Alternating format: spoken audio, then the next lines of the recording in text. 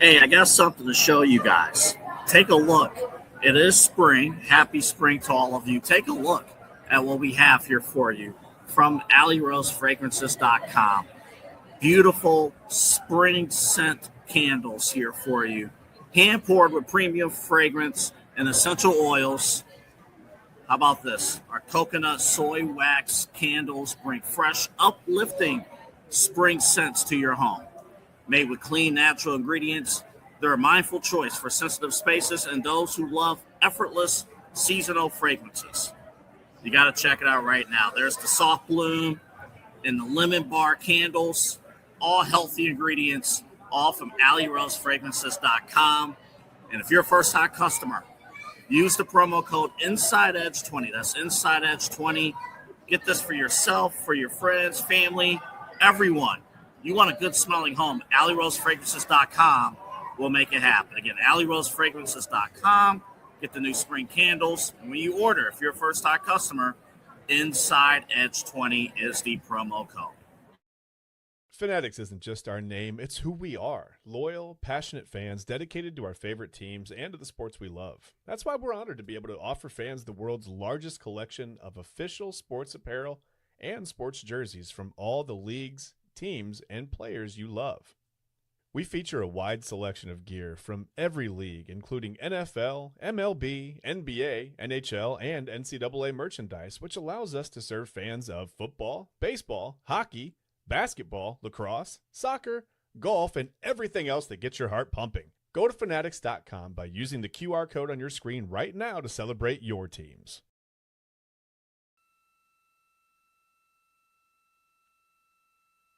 Use integrity. Splashdown, sending post-landing command now. Splashdown confirmed. Copy splashdown. Waiting on VLDR. Splashdown confirmed at 7:07 p.m. Central Time, 5:07 p.m. Pacific Time. From the pages of Jules Verne to a modern-day mission to the moon, a new chapter of the exploration of our celestial neighbor is complete. Integrity's astronauts, back on Earth. All right, welcome. It's Splashdown Saturday. We're back on Earth, TK. It's been we didn't leave Earth, but it's been a couple of weeks, man. We had Easter weekend off last weekend. That's time with the families, and man, it was busy. I had a bunch of birthday parties on Saturday. Whew, my last weekend was wild, man. But anyway, I'm your host. Welcome to Illegal Formation. I am Chad Bryan. With me, as always, is my man TK Dandridge. I guess we don't need that video courtesy of NASA. We're not courtesy of NASA. We're not brought to you by NASA. That's not at all what's going on. Like I said, we don't leave Earth very much, TK. I don't like heights. Not a big fan of heights. I can't imagine coming back into the atmosphere at 25,000 miles per hour, man. I don't know did I mute you or did you mute? Oh, that was you. Okay, I thought I muted you. My bad. Anyway, so I don't know if you guys watched any of the Artemis 2 mission, but our people, they're back, man. Did you? I caught it live a little bit yesterday. So Reed Wiseman, Victor Glover, Christina Cook, and Jeremy Hansen, all safe and sound, back on Earth after spending a couple of days in high Earth orbit and then going around the moon. TK, the furthest any human has ever traveled into space, and they made it back safely. I panicked, ran to YouTube yesterday. I was like, man, it's got to be pretty close. I forgot, man. They're landing pretty soon. I came home with dinner and I caught it from about 5,000 feet up. So I caught, I guess, what you would call the easy part. I don't think any part's the easy part. Right. Space kind of land in the ocean, but at least the ocean's a pretty big target. But did you saw the landing, right? You saw him splash down. I was over at my neighbor's house. He had it on. We were on, Fox News, I believe it was. Okay. I'm just watching. I had no idea of it. He was telling me everything like, "Yo, they're getting ready to come down."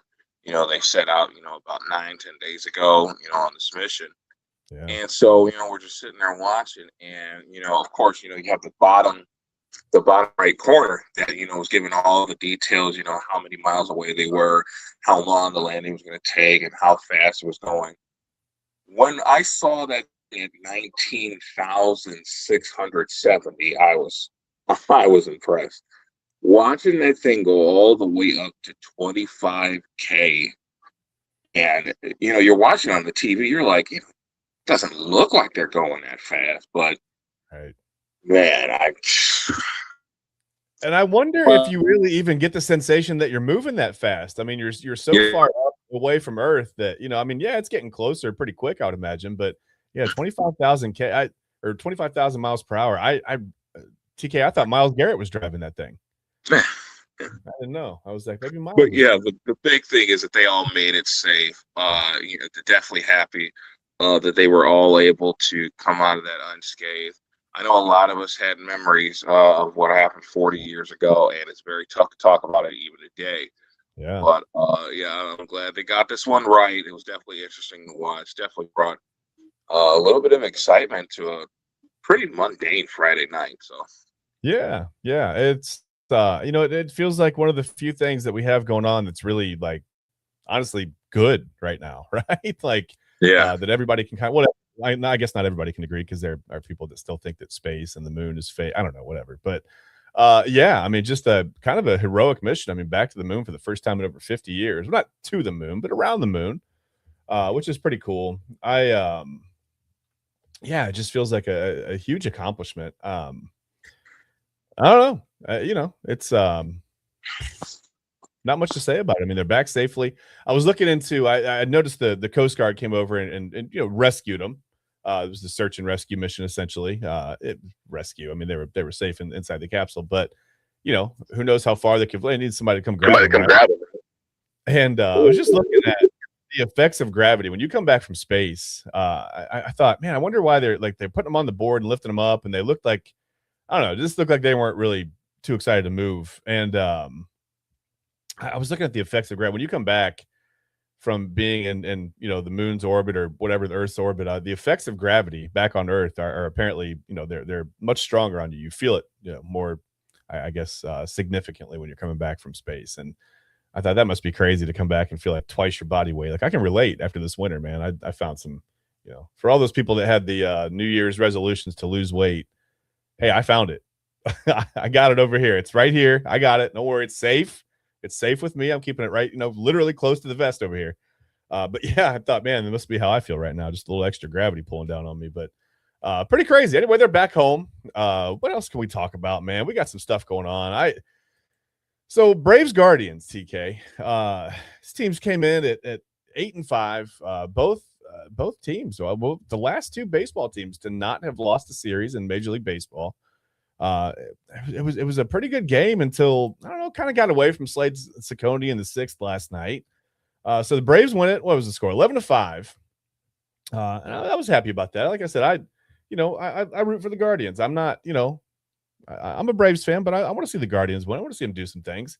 But this one got away from them a little bit last night, and that's okay. I thought, like I said, Ciccone was good through 5. Did you get to see any of this game at all? I caught some bits and pieces. I caught highlights. I was out and about a little bit last night.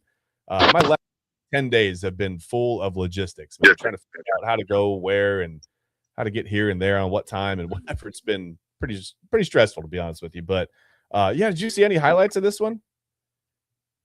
We caught the tail end of this one. We were pretty invested in the splash landings. Tail ending of it. Not a significant amount of the game, but I did see highlights of this matchup. And let me tell you, Dominic Smith absolutely went hammer time on this bullpen. You think 3 hits, 2 of them being RBIs, and just 4 at bats. Not to mention, he had a couple other teammates that had 2 hits in this game. I think Michael Harris had 2 hits. Mauricio Dubon had 2 hits. Ron Acuna had 2. Drake Baldwin had 2. Austin Riley also had 2. I mean, it was just a whack-a-palooza of hits just slewing around in Hot Atlanta last night. Terrible pitching down the stretch by the Guardians and their bullpen. The game definitely got away from Slade there around the 5th, 6th inning. It just got really ugly really quickly. And I hope this isn't the tone for the rest of the series, but last night was very rough. Yeah, and like I said, Derpy said the Guards got crapped on last night. They did. I mean, but like I said, through 5, it was a good game, right? Pretty good game, and I think I don't know. I mean, it's one game, Derpy. I don't know. I wouldn't read too much into it. I mean, I'm a Braves fan, but I wouldn't be surprised at all to see them drop the next two. For whatever reason, Bryce Elder has been otherworldly for Atlanta this year. He gave up his first earned runs last night. But there were some good things for the Guardians. I mean, Kyle Manzardo hit a home run, right? First home run of the season. Ronald Acuna Jr. also for the Braves hit his first home run. Matt Olson hit an absolute bomb off the roof of the Chop House. I don't know if you saw that or not, but my goodness, man. Yeah, and I think this is what a lot of people were. Are you talking about the bullpen management, Derpy votes decisions? I think a lot of people had kind of come away with that from last night, just wondering, matchups and I think he's trying. Right now, I think they're still trying to figure out that bullpen. I mean, the Emmanuel Clase situation has left them in a little bit of a pickle, so to speak. You had something really good going, right? I mean, you had the bullpen set up. You had your 7, 8, 9 guys ready to roll, and then all of a sudden, man, I mean, not even an injury would be one thing, but this was, I want to say, non-baseball related. It was baseball related. It was just shenanigans related more than baseball related. So I think that's left Stephen Vogt in a little bit of a, I mean, think about how that would get your head spinning. You know what I mean? You've got your bullpen all set up. You got the roster there. And so, it's not like you're not the Dodgers, right? You don't have $384 million to play with and, no salary cap. I mean, baseball is wonderful if you've got all the money in the world.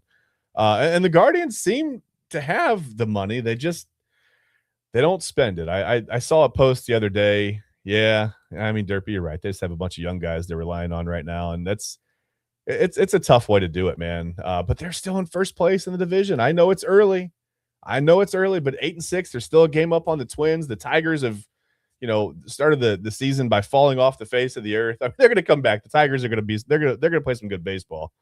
But yeah, I mean, right now, as rough as the offense has been, there's still hope, right? I mean, they're in first place in the division, and luckily the AL Central is I don't know. It just is what it is. I don't want to say it's a weak division, but it's just it seems that no one wants to step up and take control of that division right now. and that's good for the Guardians, right? They could do that. Get some of these young guys going. TK, what do you think? Is there any? I mean, any sign at all that Travis Bazzana is starting to figure it out in AAA? I talked about it with Eli a little bit this week on Prime Time. I mean, I think they want to see him have some kind of sustained success, right? Yeah, and listen, Derpy, you're right. I mean, I tried to spin it in a positive way, but yeah, that division's kind of buns. You're right. I'm not gonna lie. Buns is a pretty good description for the division. But do you think there's any chance that they just say, hey, let's just get the guy up here, man? We've got everybody from his draft class up here and making noise. I mean, I wouldn't say he's struggling in AAA. I mean, his average is okay. It looks like he's barreling up the ball. He's got a couple doubles, a triple, whatever. The power's not quite there as far as the home runs go. But I mean, what do they need to see out of Bazzana to get him up here? I mean, would you call him up just to see what you've got? I don't know. I mean, I don't know what the right move is. I mean, psychologically for these guys, they say if they come up and struggle, it can be hard on them. I would like to think that these guys are a little bit mentally tougher than that. But I don't know. What do you do, TK? I think there's no reason to rush the process at all. I mean, if he's not necessarily doing numbers in AAA, what exactly makes you think he's going to translate that much better to Major League Baseball? I mean, I do understand that it can happen. It's not a guarantee. It's not really a guarantee. I definitely think you want to work out some more of the kinks in his game. I'm sure there are some. I understand the rest of his draft classes up here, but that doesn't necessarily mean he is at the speed to that of his draft classmates. So, yeah, I definitely think you need to spend as much time with that as possible to see where he is at as far as skill-wise. Can he be a positive addition for this Guardians team if he is brought up? If he's coming out, and he doesn't do much of anything and he struggles mightily, again, his confidence may be set back, and he's obviously going to get sent back to the minors if it doesn't work out. So I really don't see the rush right now, especially since we're only 14 games into a 162 game season. So just give it a little bit of time. He should be able to come up sometime during this year. I wouldn't do it right now necessarily. Just give him a little bit of time. Okay. Well, and I would say, just to play devil's advocate, and Derby says he's hitting 200. He is exactly hitting 200. That's exactly right. He is 10 for 50 right now, still without his first home run in AAA. Just 3 RBIs, 3 RBIs in 12 games isn't exactly, it doesn't instill a lot of confidence in him right now. But the thing is, he's not striking out a ton. He struck out 10 times. He's walked 8. So he's seeing the ball okay, right? He's got at least some idea of what the strike zone is down there. And sometimes TK, you got called out by Derpy, man. He said you're repping the Clowns like they don't have 3 project quarterbacks on there. Well, just wait, Derpy. They're likely to have 4 project quarterbacks at some point. I mean, they're going to add somebody, and it's not going to be. Trust me, it's not going to be overwhelmingly positive. They're going to add somebody to that quarterback room, and we're all going to go, what? So just wait for it. And TK also, we'll still be repping them. It happens, man. Been repping this team through 42 project quarterbacks, dude. Like what's 42? 42 is a lot. 42 would be a lot in the entire life of the franchise, but 42 in 26 years is wild. But here we are. We're at 42, and we're it's not looking good. Not looking better. Who knows? Maybe Shedeur Sanders. Maybe he'll figure it out. Maybe somebody else will. Who knows? I don't know. Maybe they'll get somebody. Maybe Todd Monken is actually the quarterback. Anyway, it doesn't matter. We're talking about the Guardians. Travis Bazzana. Here's the reason I would say call him up, give him a shot. You're not getting great defense out of some certain spots. I'm not going to call guys out, but there are spots on this team where you could probably get better defense. I don't know if Bazzana's going to give you that defense, but if his bat comes up, and hear me out. Sometimes in AAA, the difference between a guy, a lifer in AAA, and then a guy that makes it in the major leagues and sticks, as far as pitching goes, is just being able to be consistent in the zone, around the plate, throwing more strikes, right? So sometimes guys say that, hey, listen, in AAA, I struggle a little bit. Pitchers were a little more wild. I got caught up to the major leagues, and yeah, I mean, guys had better stuff, but it's more consistently around the zone. It almost made it feel easier to hit, right? I mean, sure, you could come up and get totally overwhelmed by major league pitching. But you could also come up if you're Travis Bazzana and see a lot of pitches around the zone, in the strike zone, and maybe get a little more comfortable that way. And like I said, he seems to have a pretty good idea of what the zone is. He's walked 8 times, struck out 10. I mean, I think gone are the days of guys hitting, 325 and walking more than they strike out. Baseball's not really, it's not like that anymore. It's a true outcome situation hitting, right? You're either walking, you're striking out, you're hitting home run. That's it. I don't necessarily love that. I'm kind of an old school guy when it comes to, just getting guys on base and moving runners over. If you got to bunt somebody over, you bunt them over, get somebody in scoring position, score a couple runs, be tough to defend, hitting runs, steal some bases, whatever. Old school, kind of small ball stuff. Even if you've got the big bats in your lineup, I think it still pays off to play some of that small ball sometimes. You're not going to score 8 runs every night. Even if the Guardians had last night, it wouldn't have been enough. But you call Bazzana up and just see what he can do with major league pitching. I mean, maybe the fact that he barrels it up pretty well. I mean, like I said, 2 doubles, 2 triples. That's not, nothing to write home about. But I guess it gives you a little bit of confidence that you can put the barrel on the ball and drive it a little bit, right? Maybe he's got some gap to gap power. It turns into, 15 home runs or something. I don't know. I think maybe you try him out. And as long as he doesn't come up and go like 0 for 16 with 14 strikeouts, maybe you ride with him for a couple of weeks and just see if he can, figure it out at the major league level.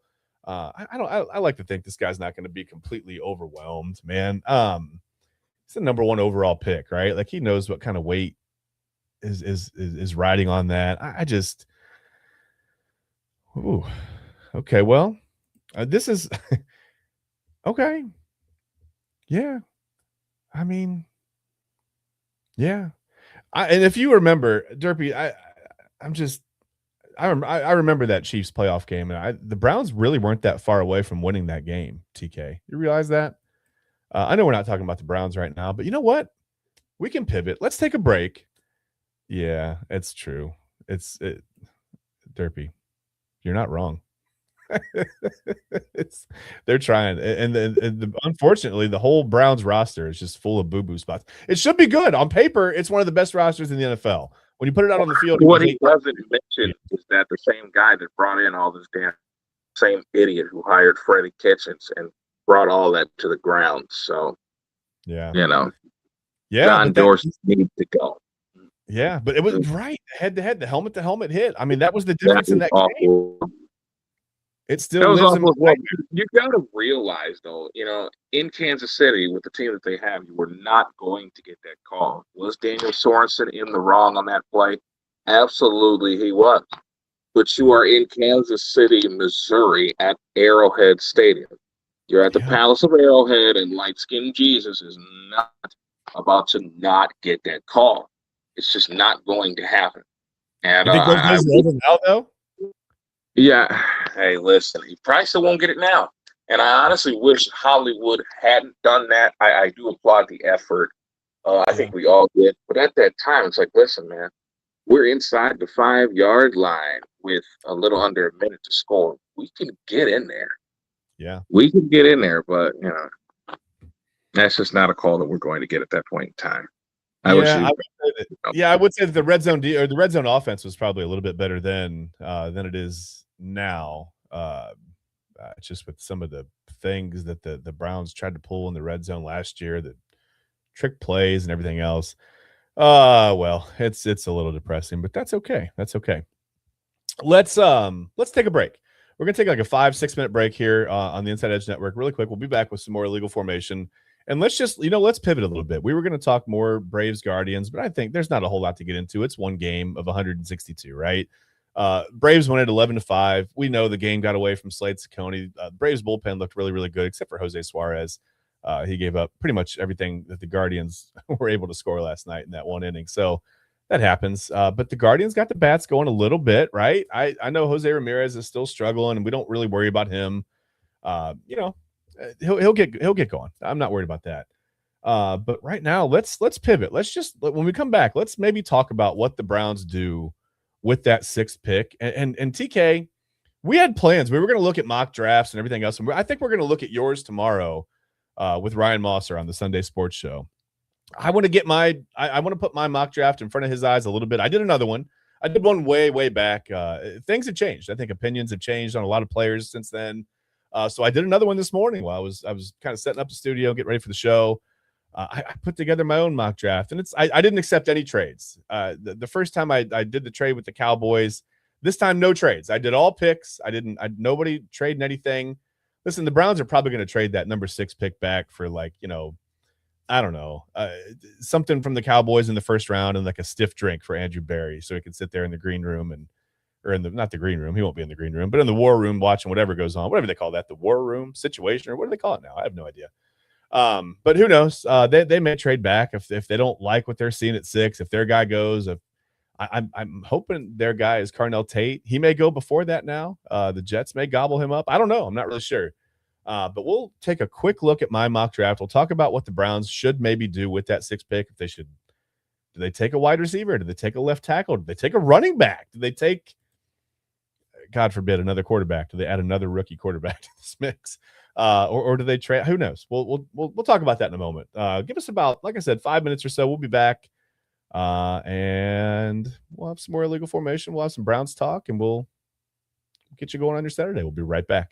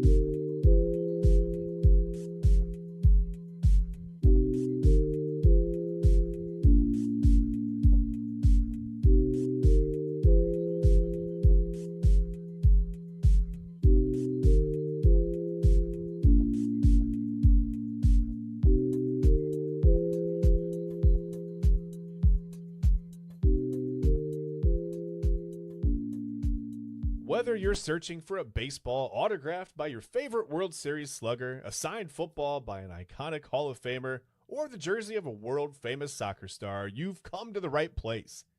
Here at sportsmemorabilia.com, the web's leading source of authentic sports memorabilia, you'll find more than 500,000 authentic products from nearly every professional sports league, team, and player. Not only will you find your next prized sports possession with ease thanks to superb customer service and tremendous site experience, but you'll have the satisfaction and peace of mind that every product listed comes complete with a certificate of authenticity and is fully backed by the sportsmemorabilia.com lifetime authenticity guarantee. Well, there you go. And look at us. We are very tiny on the screen, but we're back. Hey, there we are. We're back normal size again. That was weird. Listen, you can have the peace of mind that you've come to the right place for your sports talk on this Saturday. But yeah, definitely. And by the way, the QR code is over there by TK. I pointed that I motioned the wrong way. I don't know where the QR code. It's over there in the top right hand corner of your screen. Definitely follow that. You want to scan that, and that will take you right to our website, to our partners page, where you can go to Fanatics. You can go to allyrosecandles.com. You can go see our sponsors. You can purchase something right through us.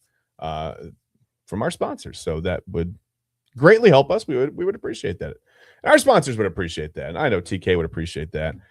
And something that I would appreciate is just having any idea what the Browns are going to do with this 6th pick, TK. So let's just get into it. We'll end up the show. We'll talk Browns for a little bit. Then we'll end up with some Cavs. We got to talk Cavs because the regular season ends tomorrow. We're talking playoffs. We've got our playoff preview show coming up this week on the Inside Edge Network. We got some stuff, man. The Cavs are probably one of the most enigmatic playoff teams really in the NBA. Maybe it's just because we're here, we're close, we're in the situation, but we got to talk about it later because matchups could be a problem. I don't know. There's a lot of uncertainty right now. But speaking of uncertainty, let's talk Browns. Let's talk draft. It's our normal thing in Cleveland, and this is what we do, right? Someone said the other night on the show, this is in the comments, this is the Browns Super Bowl. That's unfortunately April is it for the Browns. I mean, this is what we all look forward to. This is where we pretend that we've made our team better, and we talk about, our future Pro Bowlers and our all pros and our first team this, first team that, whatever player of the year, whatever. It worked out last year. Carson Schlesinger was a nice pick, right? I thought, Andrew Berry did some other nice things in the draft, but then we took 2 running backs and 2 quarterbacks in the middle of it as well. So there were ups and downs, to say the least. But I don't know. I just, what do you do with the 6th round pick? And we've got some comments here. Derpy, I appreciate you sticking with us, man. I just feel like Carnell Tate's the guy. But Derpy says Tate's going to be great, but the Browns will ruin him. Well, I'm hoping, Derpy, that with Todd Monken in here, who has understood how to run an offense with an athletic quarterback and a decent running game, a really good running. I don't want to say decent. The Browns have a decent running game. The Ravens have a good running game. I hope that Todd Monken can bring some of that over, right, to Cleveland, and maybe just for whatever reason that rubs off on the Browns. I don't know. I mean, I can see it being skeptical. I get you being skeptical. I understand. Play it safe, defensively, trade back, see what you can get. Listen, these are all schools of thought. A lot of people want him to go get a wide receiver. You want Carnell Tate. I like Carnell Tate. TK, I know you like Carnell Tate. That's my guy if he's there at 6. If he's not there at 6, though, like he was not in my mock draft this morning, I panicked. I said, what do I do? Do I trade back? Do I get out of here? I thought about trading back, but I'm like, I was going to do this with no trades. So I took a player. We'll talk about it in a minute. But TK, what should the Browns do at 6? What are they going to do? Do those things even ever match up? I get it. Everybody has a different opinion, and the organization is going to, always go their own way. They're not going to listen to us as fans. And I understand that. But at the same time, sometimes it feels like it's so painfully obvious, what the Browns should do, who the Browns should draft, who they should sign, who they should try to trade for. And I get it. You can't just, sign anyone. You can't just trade for anyone. But the draft is where you have some control, TK.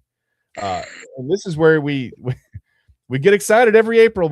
This is where we're really going to make it. And then we watch them lose control in the middle of the draft. And we go, what are they doing? So finally a first round pick, a top 10 pick, the number 6 overall pick. It's nice. They've had a couple first round picks now for the last, whatever.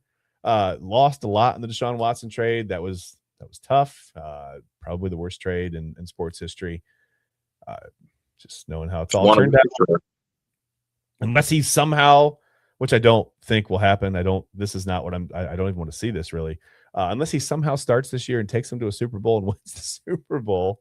It sounds crazy even coming out of my mouth, but hey, nothing wrong with a little optimism. But TK, okay, let's say it's fine. There's no Tate. We don't. He's not there at 6 because I know that's what you want. That's what I want. What do the Browns do at 6 if everything goes awry and there's no Carnell Tate? There's no, I don't know. Let's say maybe even Caleb Downs is gone. Do you think they trade back? Do you think they add to the defense? Do you think they go get it feels weird to get depth on the offensive line at 6, but that's where you're at, right? You need depth on the offensive line. Is it such a bad thing if you go pick up a guy and he, shuttles around on the offensive line, play some interior line, play some guard, play some tackle for 10, 12 seasons here in Cleveland? He's here and maybe he has like a Joel Bitonio type career. Would that end up being a stretch? I don't know, TK. What do they do at 6 if Carnell Tate and like the guys that are just obvious picks aren't there? Well, if Carnell Tate is gone at 6, I would entertain a trade down. Granted, I personally think he's the end-all be-all at 6. I definitely think it makes a lot of sense to go for the high-end perimeter talent over the offensive lineman in this draft. Now, I have been very offensive line heavy throughout these draft processes. I do understand that it starts, durates, and it's in the trenches, if we're going to be completely honest about things. I was very high on getting former Louisiana State University left tackle Will Campbell last year. I didn't think we would have the right pick to get that.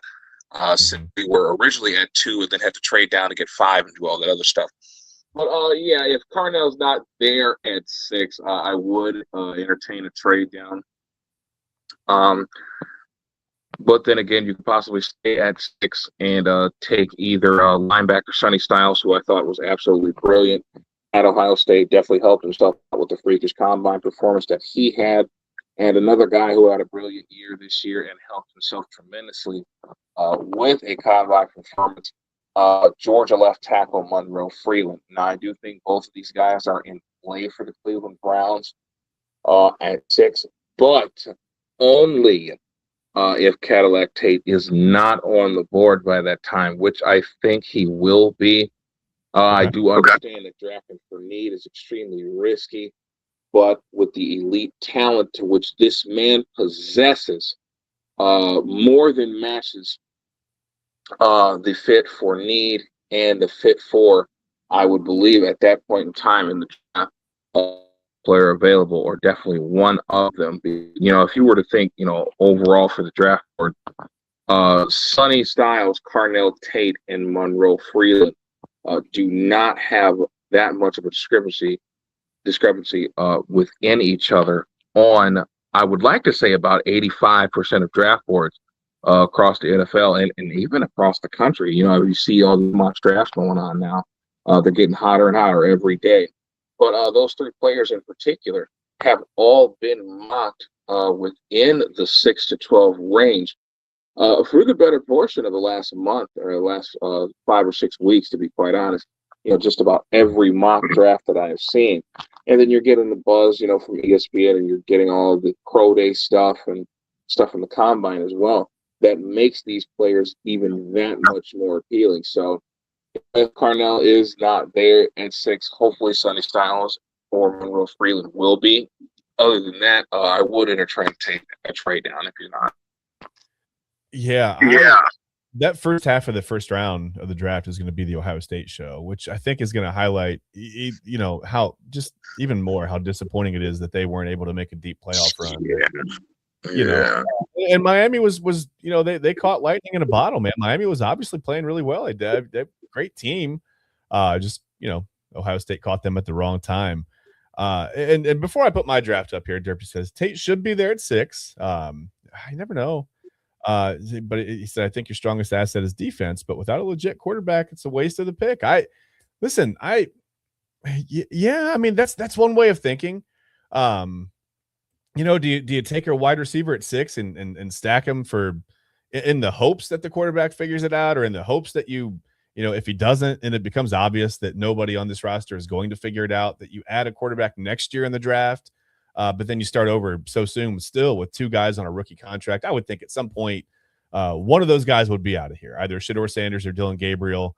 If neither of them show the propensity to really be able to figure this out and run an offense at the NFL level, I would think that, you just, maybe don't blow up the whole room, but Deshaun Watson's going to be gone. One of these guys is going to be gone. You go out, you sign somebody for depth, a mentor, whatever it is, a stopgap, a bridge quarterback. You draft a guy in the first round. You hope that he figures it out right away. If not, you've got a veteran in front of him. But who is that veteran? Who would it be? Who would even be available? I'm not even going to get into that yet. We're just going to talk about the draft. And I wonder sometimes too, Cardinal Tate's not going to have Jeremiah Smith on the other side in Cleveland, right? It's going to have Jerry Jeudy, and we don't know where Jerry Judy's head's at. I talked about this the other night with Eli. If you add Cardinal Tate to this offense, what does Jerry Jeudy do? Does he feel, I don't know. I mean, does he feel like, okay, well, now the offense is legitimized. Like I'm going to get back into this thing. I'm going to play hard. We got an offensive line that can, maybe keep whoever the quarterback is on their feet. Maybe I've got a good chance of running my routes and seeing some looks. I'm back into this thing. Or is he going to go, well, I was the wide receiver 1, and now I'm not. I'm disengaged. I don't care anymore. Trade me. Get me out of here. What's that going to do to Jerry Jeudy? We don't know. He's been a little bit all over the place. And you wonder. I don't know. Well, let me do this, TK. Let's put up my mock draft, okay? And I hope somewhere Ryan Mosser is watching. He can laugh at me and go, what is this guy doing? Like, that's not at all what my big board said. Did he pay attention on the Sunday Sports Show? We'll find out. But here's what I did. Now, Monroe Freeling is my number 6 pick because, like I said, I didn't want to trade back.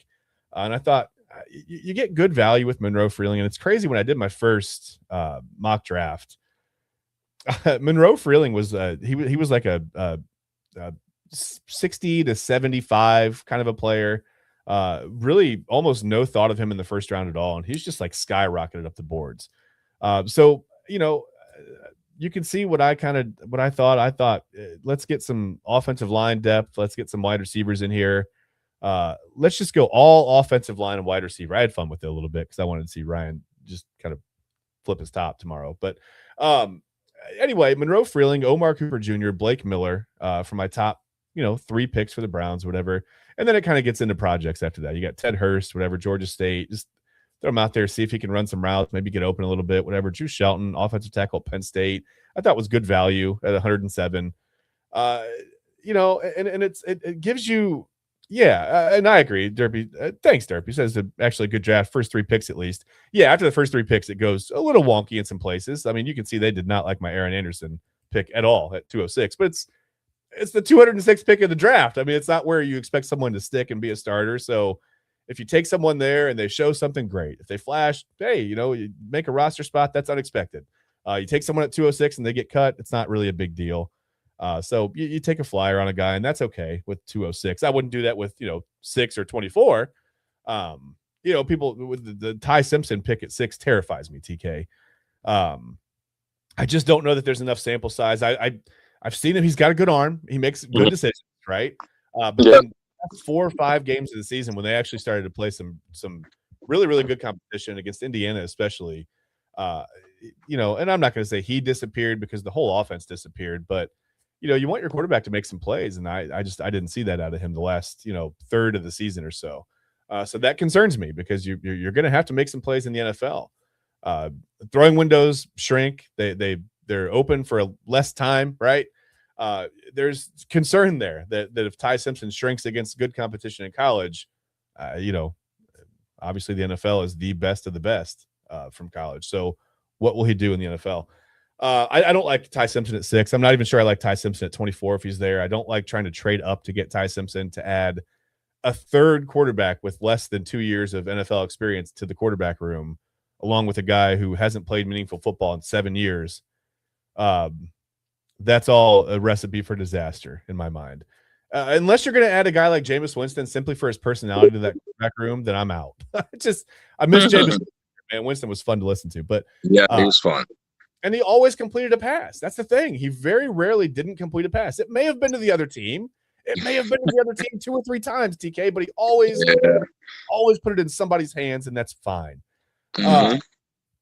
And that's okay. And Derby says you can get McDonald at 39, but if you get Miller and Freeling, you're set for a bit. Yeah, I think you've got good depth there at the tackle position. You add Drew Shelton to that. I think, Shelton's a good enough player. I think he can do some things in the NFL. Bo Stevens at 149. I thought he's a good guard coming out of Iowa. I trust the Big Ten interior offensive lineman. I do. It's like you trust defensive tackles from the SEC, right? They're going to come out and probably at least make some plays or eat up some blocks. They're going to do something. So I always tend to lean toward those guys. But I've got Aaron Hall, a defensive tackle at Duke, for my very last pick of the draft. And you never know. Like I said, you take a flyer on a guy late, you never know what can happen. But that's my mock draft. I'm sure, like I said, when we see Ryan Moster tomorrow, he's going to look at that and go, dude, what are you doing? He'll probably like Freeling and Cooper. I like Omar Cooper Jr. I thought he was pretty consistent at Indiana. You look back at, and the thing about Fernando Mendoza, he throws a catchable ball, but it's not like he was like, I think some of these receivers were getting open. Not like he was throwing guys open all that much, right? Just a pretty good quarterback. I think it's crazy we're talking about him as the consensus number 1 overall pick when, I saw some competitive fire out of him, TK, but I don't see him. He's not throwing like 80-yard bombs. He's not like, to me, he's not a typical surefire number 1 overall pick, but this year he is. So that's kind of where we are, but I don't know, TK. You like Monroe Freeling at 6, you like Omar Cooper at 24 there. Would you trade with the Cowboys? What do you think's better? Now, granted, both players at both spots make a ton of sense for us, due to the talent and the recent success that they have had. Mm-hmm. The big thing for me, I thought your draft was actually pretty decent. Of course, I've been Carnell Tate all offseason. This is probably the first offseason where I've picked one player that we needed and stuck with him the entire offseason. Okay. I didn't really get on the Will Campbell hype train until about mid-February last year's draft. But anyway, with Monroe Freeland going 6th overall, you worry that, hey, maybe the rookie year won't be as fruitful as you would have hoped. Maybe he might struggle with certain types of rushers. Is he that great with speed? Can he handle power? Is he good moving in space? At the NFL level, we know he can move. We saw what he did at the University of Georgia. We saw what he did at the Combine. But, obviously, first-year offensive tackles are a bit of a touchy subject. I want to give 2 recent examples about tackles that have struggled, but became very good players later on down the line. Remember when Colton Miller was the 15th overall pick in the 2016 NFL draft by the then Oakland Raiders, and he was absolutely terrible.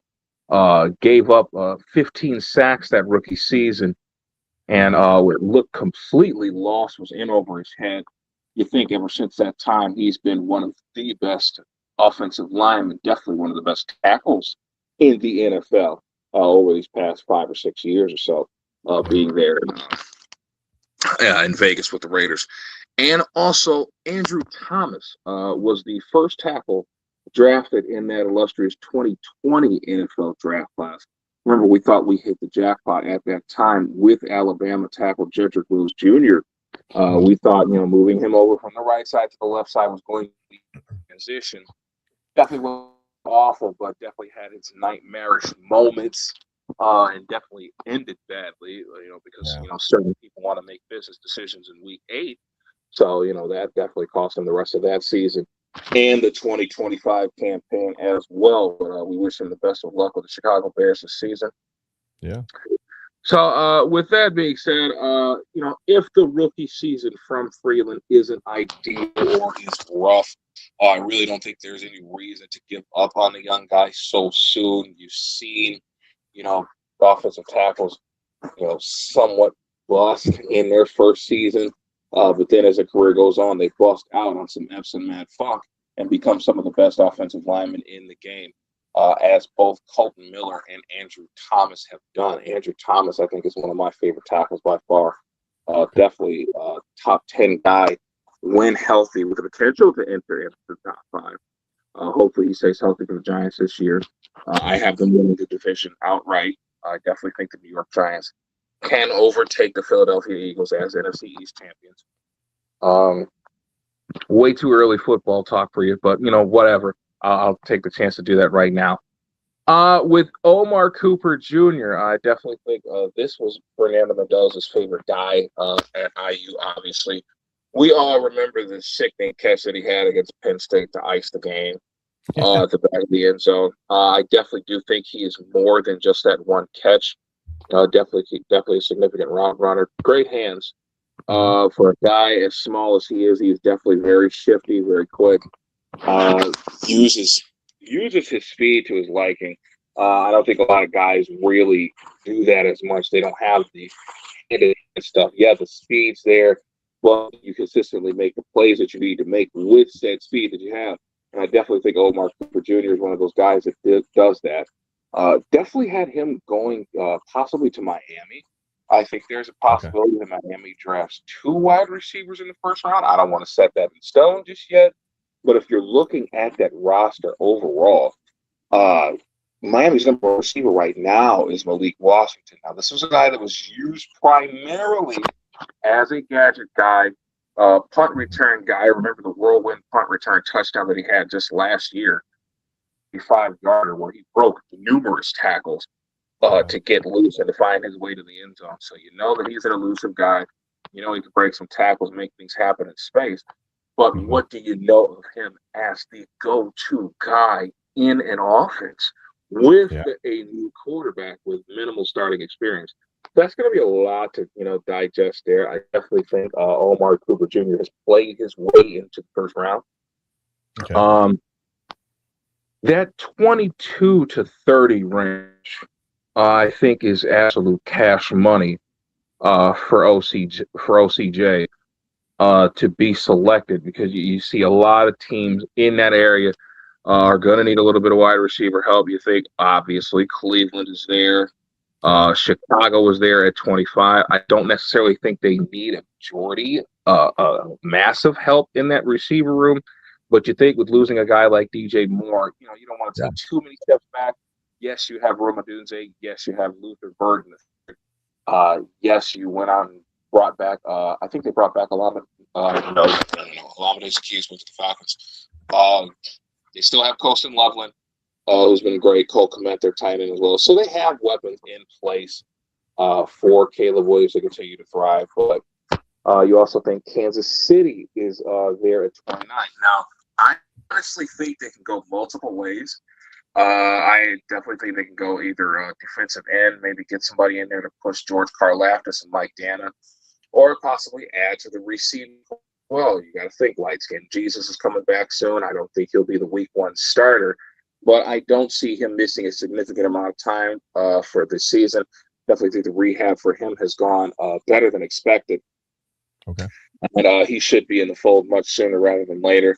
If not, we're going to see Justin Fields start a couple of games for them. But, yeah. And then I think back to your 39th, the pick at 39 with Blake Miller. He's a lot better than we projected him to be. I definitely think he is a quick guy at the offensive tackle position.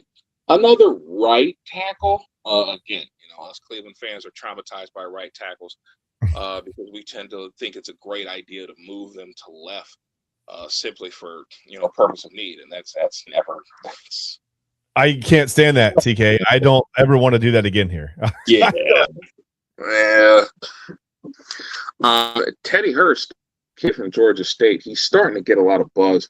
You hear from certain scouts that, hey, if he was, an SEC guy, or a Big Ten guy, he'd definitely be in the first round. He might even be a top 20 pick. Yeah, So, big guy, 6'3". Yeah, I mean, yeah. Yeah, I definitely think that's an intriguing pick, especially at 70. You think, with all this buzz, as of late, look at his tape, does he really have a chance to last that long? I don't think so, but if he is there, getting him at 70 would definitely be a huge value. Yeah. The offensive tackle from Penn State, he's one of the kind of one of the iffy guys that I'm on. Not necessarily a terrible prospect, but I wouldn't consider him an elite guy. Footwork was an issue a little bit. An okay pass. I think he's a little bit better as a run blocker. We'll have to see what transpires at the next level. Maybe that changes. Maybe he improves in both areas. Not necessarily sure. Man, you did a lot with the with the wide receivers and the offensive line. I pretty much win every other pick. Yeah, just win every other pick. Like offensive line, wide receiver. Yeah, I agree with you, man. Because you think where we were at, a couple months ago, a lot of us were like, yeah, I hope they draft like upwards of 3 offensive linemen. If they took like 4 or 5 of them, I would not be mad. Yeah, and they did a nice job in free agency and trading. They addressed that, right? So they don't probably need as many offensive linemen as maybe I took in my draft. But I just kept seeing really good value guys. I'm like, hey, I'll add him to the room. You never know. I'll add him. You know what I mean? Absolutely. You always want to go BPA. I mean, that's probably rule 1 of the draft. Unofficial rule 1 of the draft is you always go BPA. Kind of like the first rule of gambling. House always wins. But at the same time, you need to get an abundance of guys on that offensive line because you saw how sorely lacking in power we were last year. I mean, I definitely think, Quinshon Judkins definitely could have been right at par with Ashton Jeanty, who also had some offensive line issues to deal with out there in Vegas. And they're hoping to, fix that up, possibly a little bit more in the draft. But yeah, he was right on par with him to be the tops of that rookie class. But we think that offensive line could not get any push whatsoever. You think a majority of his yards came after the first hit, which is like, okay, this kid he's averaging 3.5 yards a carry. But you think before before any of the defenders could touch him, he's only gaining about 1.3, 1.4 yards a carry before he gets touched. So, you want as much push on that offensive line as you can find. You're looking at everything from a 20-mile radius on outward that can fix that power issue along your offensive line so that your running back can be the star that we all know that he is going to become. Yeah, I think at one point, I think Judkins had like 95% of his rushing yards were after first contact. Through like his 6 or 7 games. I mean, that's too much. Too much, man. That's wild. And you think, from the first game, the very first game of the season, when he comes in against Baltimore, you thought, hey, he looked a little bit slow at first, but he was able to show some of that burst that he had not only at Ohio State, but what made him get to the Ohio State radar, what he was able to do at Ole Miss. He was able to hit those holes at an extremely fast rate and accelerate and make things happen in the open field. You got to see a little bit of that as it went on, but again, with the lack of push from this offensive line, and that's kind of weird to say about an offensive line that includes both Joel Bitonio and Wyatt Teller, but that was exactly the case last year. Yeah. For those guys in particular, I definitely believe underperformed. Look, I get Joel is up there. He's going to be 35 this year. He battled injuries all throughout this season. I remember blatantly in a game against Chicago where that injury to that arm, you could see he was in a lot of pain, but he was gutting it out. He did the best that he absolutely could. Wyatt Teller just had, to his standards, an awful season. He did not look like himself at all. I'm used to him just throwing cats out of the way. I think I only saw that a handful of times this year. So it was definitely hard to see not only your top offensive lineman struggling with struggling with injury, and showing his age, but then you got to, yeah, and then you got 2 or 3 time right guard struggling as well, and of course, the right guard rotation that we had to deal with during the end of the season was extremely weird. Yeah. So best luck to Dub T out there in Houston. I don't know why they like our sloppy second so much, but whatever. It continues to happen. So yeah, We'll take all our draft picks, though. I'll tell you that. yeah. I'm so glad that that's over. It's nice to have our round 1 pick again. Yeah. Hopefully, we don't do anything like that soon. But overall, I thought your mock draft was pretty decent. Obviously, I can't get upset at you for going a different way because someone wasn't available. I can't do that. You did the best that you could with what you were given. No trade downs. I definitely like the first 3 picks. Teddy Hurst is a wild card, but I definitely think he'll be at the next level. Anytime you get an offensive 6'3" size, putting him out there on the other side of Carnell Tate, just in case they go bad with Jerry Jeudy. Just in case. But I know Carnell Tate on this draft. But if we were to pick him up, I like that. Getting me excited, Chad. Chill out, brother. I know. Again, in my draft, though, Carnell Tate was gone. Caleb Downs was gone at 6. Sonny Styles, or I'm sorry, Arvell Reese was gone at 6. So right. I'm just going to go whatever. I'll go offensive line here. I'll go Monroe Freeling. It seems safe-ish, right? Not a huge reach. So that's what I was thinking. But yeah, if you could get Carnell Tate and Ted Hurst on the same team, I think that would be intriguing, Right. Absolutely. So, when I look at your draft overall, I definitely thought you did a great job of identifying value, which was good. And like I was ready to say, anytime you get an offensive lineman or a tight end from the University of Iowa, it's 93 to 95% chance that guy's going to be an All-Pro. So, yeah, for sure. Yeah. So I'm definitely with that. Overall, you did a pretty good job. Not a horrible draft. You definitely did a pleasant mix of not only need but BPA as well. So yeah, I commend you on that one. I tried, man. Yeah, I mean, it's just like I said, it's based on what's there. I mean, there were some guys there are some names I'd rather see on that list for sure, but they were gone, at the time to pick. So let's do this for a quick second. Let's put up this is the Inside Edge Network. This is our April schedule. And again, we've got the Cavs playoff preview coming up. TK, I don't know if we're going to have time to get to it today. We can briefly go over the Cavs when we come back. We do have to take a break. But I just wanted to put this up for you guys. I mean, this is there's a lot going on the Inside Edge Network. And, especially this week, like I said, we've got our Cavs playoff preview show coming up. But other than that, I mean, look, Sunday morning, tomorrow, we'll be back with the Sunday Sports Show.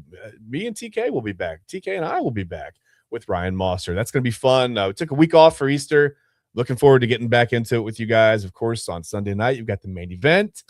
And then Monday through Thursday at 10 o'clock, Inside Edge Prime Time with myself and Eli Moon. We'll have you from 10 to 11. You got Midnight Run from Monday to Wednesday at midnight to 1 with Anthony Alford. That's a fun show. It's just it's fun to stay up late and talk sports, right?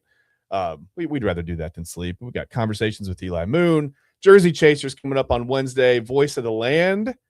The Voice of the Land is now under the Inside Edge Network umbrella. That's fun. The Commissioner's Couch. So that was a back-to-back. That was fun last night. Not last night, but Friday night. Thursday night. Wow. I know what day it is. I promise.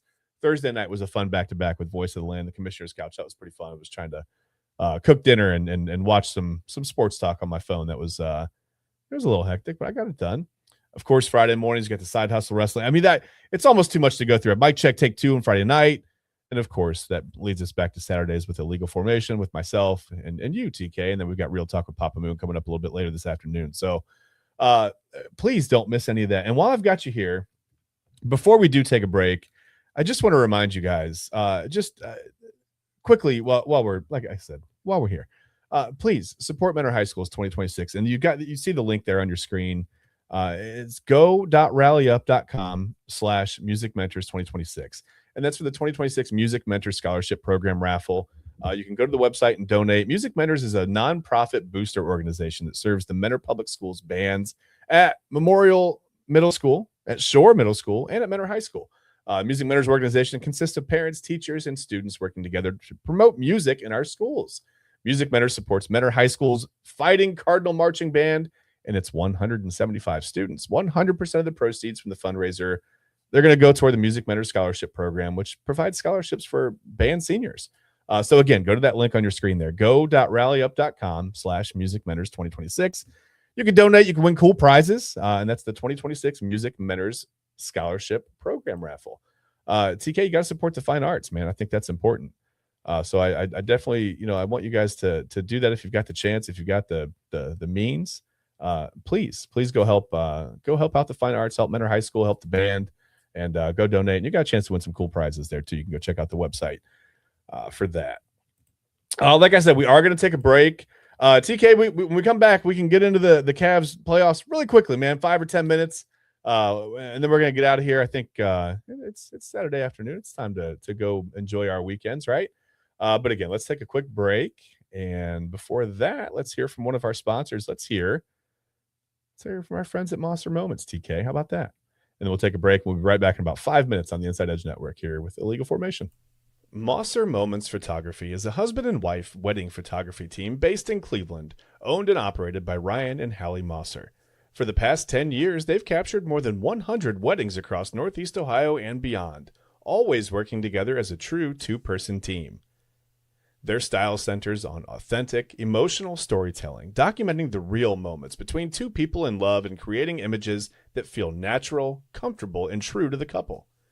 Rooted in Northern Ohio, but inspired by their travels, Ryan and Hallie bring a warm, personal approach to every wedding day. Their work blends experience, consistency, and a genuine passion for helping couples relive their best day through timeless photography. Learn more at MosserMomentsPhotography.com.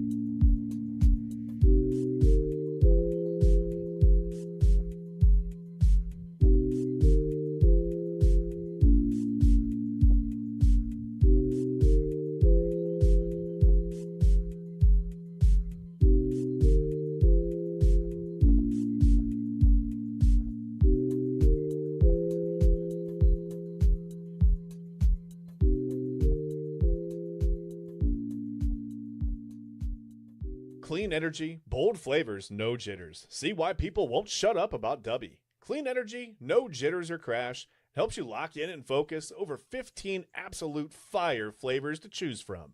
Visit dubby.gg and use promo code InsideEdge10.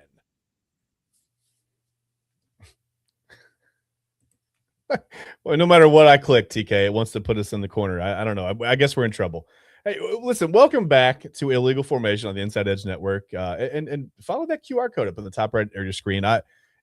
Visit our sponsors. Go to dubby.gg and see why people won't shut up about Dubby. Use the code and go to allyrosefragrances.com. Get yourself a candle, your body mist. Why not go to Fanatics and get a Chase DeLauder jersey? I mean, why not, right?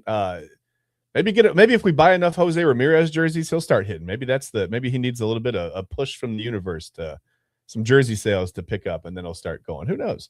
But no, I'm not worried about Ramirez. But anyway, we are back on the Inside Edge Network, I should say, with Illegal Formation. TK and I are we're gonna close out the show. We're gonna talk some Cavs, because like I said, NBA regular season is over tomorrow. And it feels like sometimes, as long as the NBA regular season feels, TK, for some reason this year it went fast. And I don't know if that's because maybe we got 2 different regular seasons out of the Cavs. We got whatever that first 2 months or 3 months of the season was. That was, where we didn't even know if they're going to make the playoffs. We thought, man, they'll just blow this whole thing up and start all over and whatever. And they go out at the trade deadline. They get James Harden. And unfortunately, we had to move on from Darius Garland. That's a part of it, right? It's a business. We all love DG here, but the turf toe was holding him back. We moved on. So you go get James Harden, you add him to the mix, and right away the Cavs looked like an instant contender, looked really good. And they've played pretty well down the stretch, but the defense still, it's giving me fits, man. TK, you can't give up 125, 130 points a game in the playoffs. And that concerns me a little bit. So again, now they've locked up the 4th seed in the East. We know where they're going to be.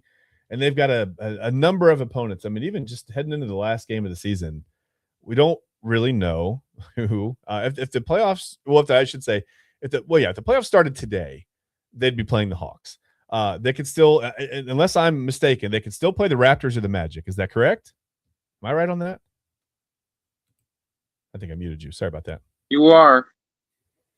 Okay, so the Magic are aggressive. They're physical, right? They worry me for that reason. The Hawks, they just run at a pace that I'm concerned. I don't know. I think they could just, honestly, if they get going, they could run circles around the Cavs a little bit. Toronto just has good length. They defend the perimeter well. So just tell me briefly, because we want the Cavs to move on smoothly, right? We've got Jared Allen is nursing a knee issue. We've got other guys that are trying to come back from some minor injuries. Max Strus has looked a little bit all over the place with coming back from the foot surgery. Donovan Mitchell always this year has a lower body concern going on, and it's not, he's injury prone. He's soft. No. I mean, you put a lot of weight on Donovan Mitchell's shoulders. I mean, it's going to happen, right? So it's time for our yearly let's nurse our injuries while we're going into the first round of the playoffs situation. But this year we want to get out of the second round. We don't want to lose in 5 games in the second round. Can't see that again. Don't want to see it again. Quite frankly, if we have another season, what's that? Tired of seeing that. Yeah, I mean, quite frankly, if we see it again, it's just going to feel like we're starting back at square one. Nobody wants to be at square one. We want to move on. We want to progress. So we want the first round to go smoothly. So if we want the first round to go smoothly, TK, and we know we can see the Hawks, we can see the Raptors, we can see the Magic. At this point, who do you feel is the best matchup? And I'm not saying that any of these teams are going to be a pushover. No one's going to come in and go, hey, let's just give the Cavs, 4 or 5 games to get ready for the second round or whatever. We'll lay down and we're out of here. That's not going to happen. But who's the best matchup in your mind for the Cavs in this first round? Well, I honestly think if we're looking for a more favorable matchup, because I really don't think any of these are favorable, to be quite honest. Yeah. I would probably say Atlanta would be more favorable for us, simply because of how young they are. Okay. I really don't like to go with the, oh my God, those kids don't know nothing. They're so young, this, that, and 14. Listen, if there was any time for veteran leadership to come through for this team, now would definitely be the time.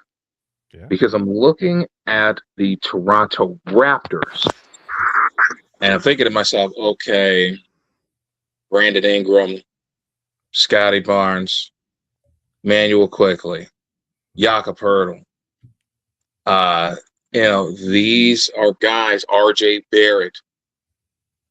These are guys that have had significant playoff experience. Been around.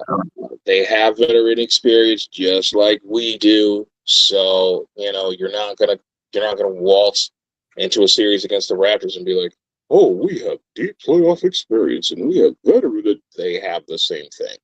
Yeah. Not to mention the guy that beat out Evan Mobley for Rookie of the Year not too long ago.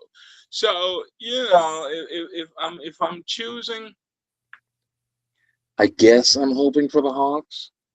Again, I guess this ain't no, we'll walk in the park, thing of that nature. This isn't that. This isn't that. So, Yeah.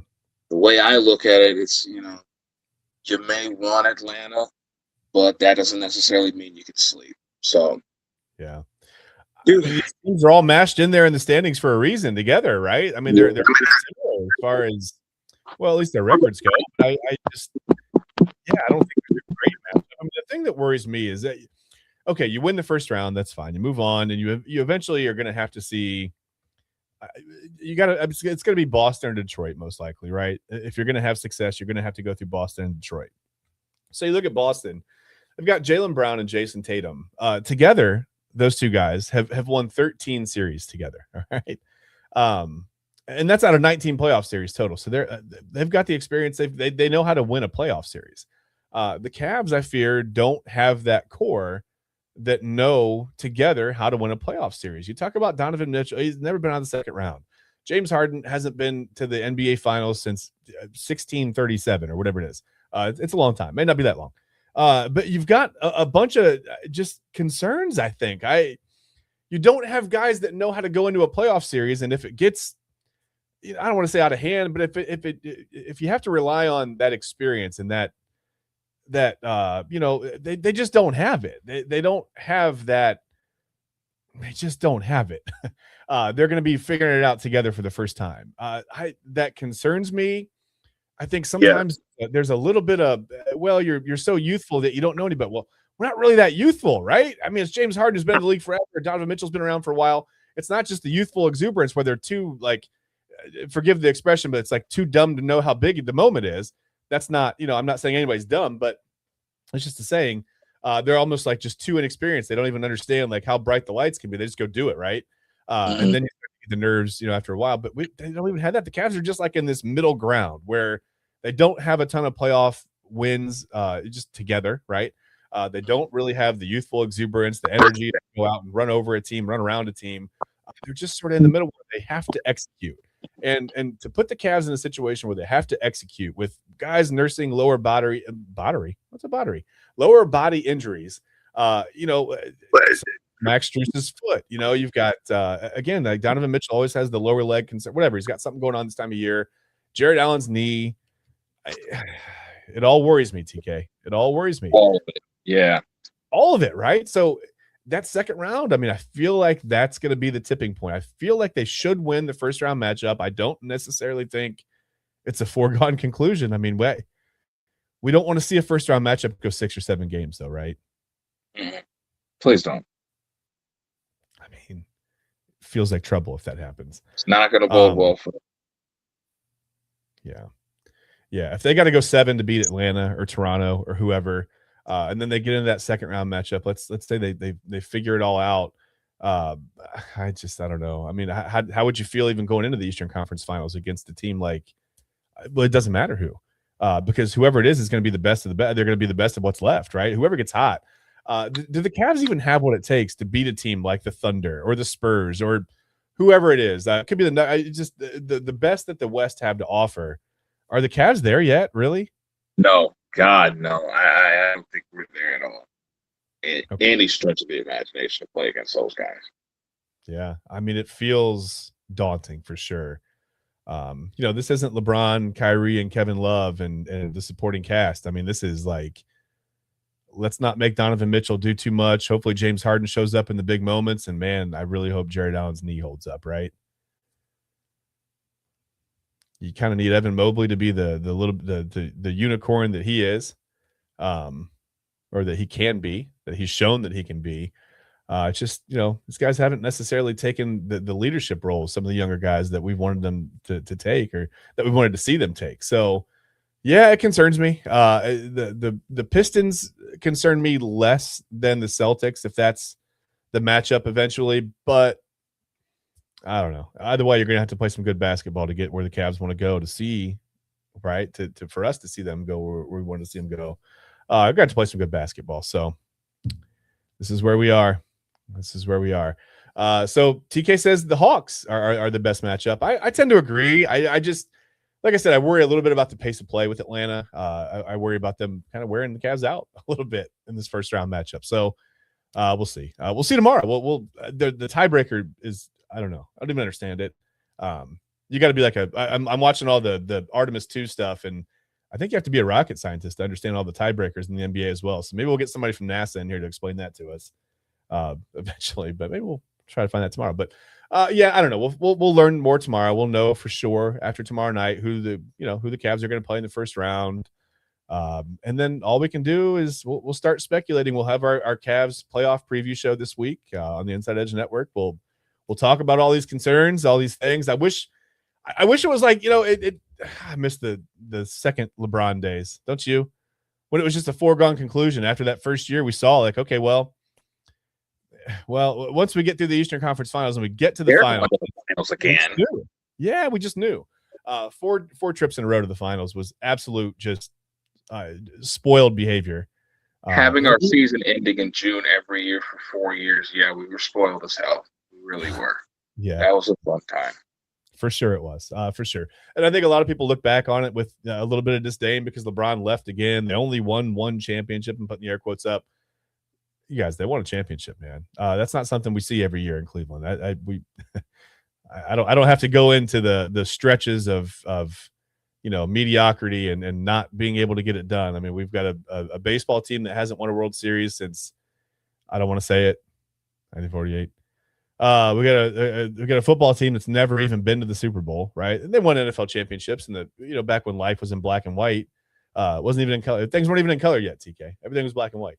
I mean, they dominated the league back then, but it's not the modern era. So a lot of us didn't see it. I'm sure we have a few viewers that watched the Browns win a couple of championships back then, but for the most part, most of us didn't see that. We have to read about it in a book, or we watch, some black and white footage of Jim Brown at, 6'2", 230 running over, 175-pound linebackers. And the glory days for sure. But again, not the modern day, not the Super Bowl era. So we want to see the Browns get to the Super Bowl. We'd love to see, Cleveland represented on the national stage. We want to get the Guardians back to the World Series. We'd love to see the Cavs in the NBA Finals and go play against a team that they're probably completely overmatched by, but that's okay.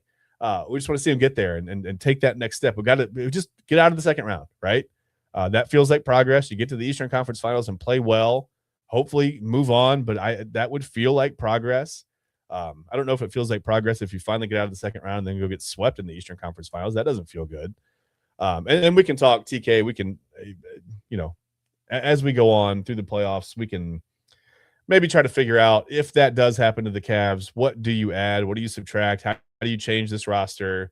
How do you make it a contender?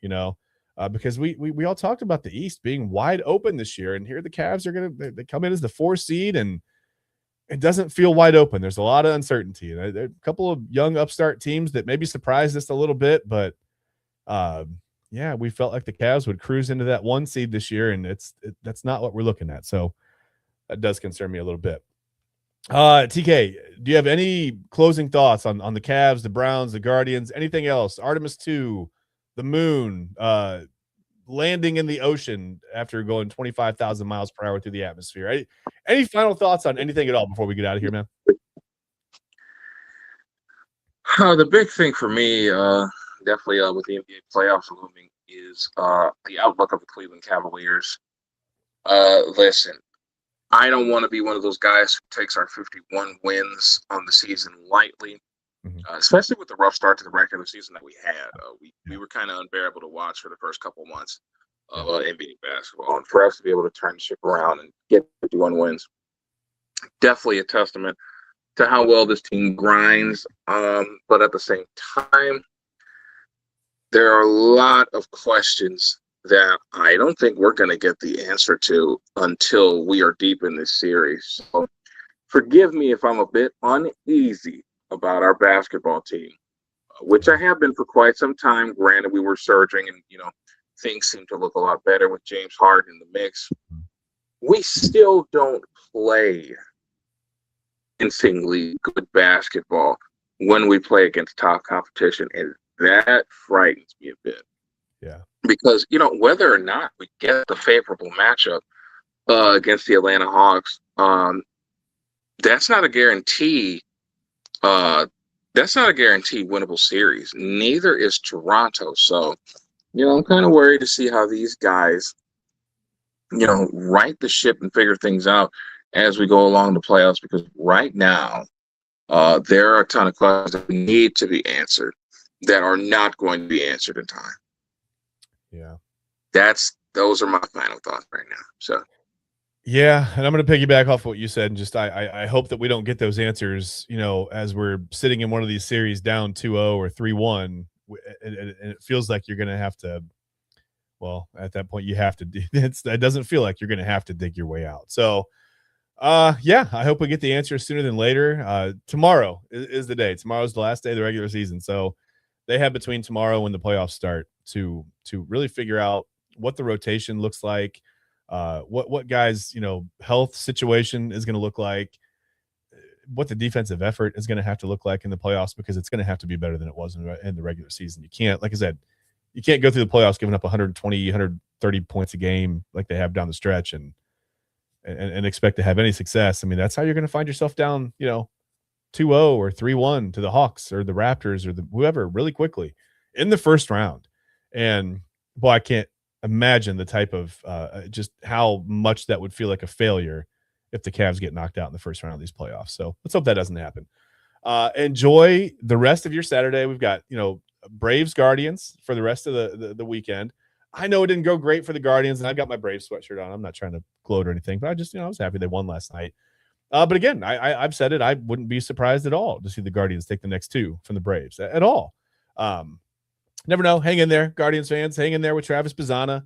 I know everybody from that draft class is up making some noise and doing some things that are, that were all picked right after him or whatever. But give him some time. Hopefully he'll get it going soon. Kyle Manzardo hit a home run last night. TK's above 100. He's hitting above 100 now. So he's doing some things. Maybe he's starting to warm up. And I said, earlier on this week, I said, maybe they'll get down to Atlanta. The weather's a little bit warmer. Maybe the bats wake up a little bit. Maybe that gets them going, and then they'll come back here, and it looks like we're in the 60s and 70s for the foreseeable future. We may always have a dip toward the end of April like we do, but at least for the next week or so, 10 days, temperatures seem pretty warm. Maybe that helps the Guardians get going, and maybe the Browns actually do the right thing this year in the draft and figure out how to make this team better and how to make this team win some football games, because Todd Monken can say all the right things, right? We can say all the right things. We can say this and that. We can speculate on everything, but unless you go out on the field on Sundays, because we know they won't get any Mondays or Thursdays, unless you go out on the field on Sunday and do it and actually win the football games, right? It's all for naught. So whatever. Well, hopefully we're not all for naught, and you're not all for naught. We appreciate you being with us. Derpy, appreciate you in the comments today. By the way, he brought up a couple of good points I didn't get to put up on the show, just with Carnell Tate being the number one wide receiver all by himself without a guy like Jeremiah Smith on the other side. Valid concerns. If you're going to take a guy at 6, I think those are all valid concerns, but we can get to that another time. We've got a couple weeks until the draft. So we'll talk with Ryan Mosser tomorrow on the Sunday Sports Show. TK and I will be back with you at about the same time, about 11 o'clock. We'll get started, and we'll talk some sports. We'll get Ryan's take on our mock drafts. We'll get TK's mock draft up here, see how it compares to my offensive lineman and wide receiver extravaganza that I went through. It was a whole festival, man. I just went all offense and same positions, but that's okay. So again, we appreciate you guys. Remember to follow us at Inside EdgeNet on all of our socials. We're everywhere. We're all over the place. if you get, sometimes you don't have time to sit down and watch the long form stuff. We've got a bunch of shorter videos. We put clips out on Instagram, on Facebook, on TikTok. We're everywhere. So please just search around wherever you're watching us now. Give us a quick follow if you appreciate us. We appreciate that. Helps us grow. We're building everything from the ground up. So we truly need your help. We appreciate it. We couldn't do it without you. And TK, I couldn't do it without you, man. So I appreciate you. Another episode of Illegal Formation is in the books. We're gonna get out of here, guys. Brother. Appreciate you, man. And we'll see you tomorrow. We'll have our buddy Ryan with us. We'll find out how the voting's going for his son, man. I've been trying to go on there every day and cast my vote, man, to get his son through the next round for the whole thing. So we'll check in with him tomorrow. We'll get a better update than I can give you right now. But we'll get that update from Ryan tomorrow as well. And then we'll, at the end of the show, we'll tell you what's been on our minds for a couple of weeks now since we've been out. So, man, it feels weird. A week off, TK. It felt like a couple of months. I feel like it's been a long time since we've done these shows. So definitely felt out of place for that little week, though. Yeah, it was weird. It was really weird. I feel like I haven't talked to TK in a while. But yeah, we'll see you guys tomorrow on the Sunday Sports Show with Ryan Mosser. And until then, enjoy your Saturday. We've got Real Talk with Papa Moon coming up in a little bit. I'm sure that'll be another great episode. So please enjoy your weekend responsibly, right? Watch the Braves and Guardians tonight. They're the Sunday night Peacock game. I think they're on NBC as well tomorrow. I don't know if that's NBC and Peacock or just Peacock. I'm not really sure. But if you can check that out, check it out. And we'll see you tomorrow on the Sunday Sports Show. See you next time.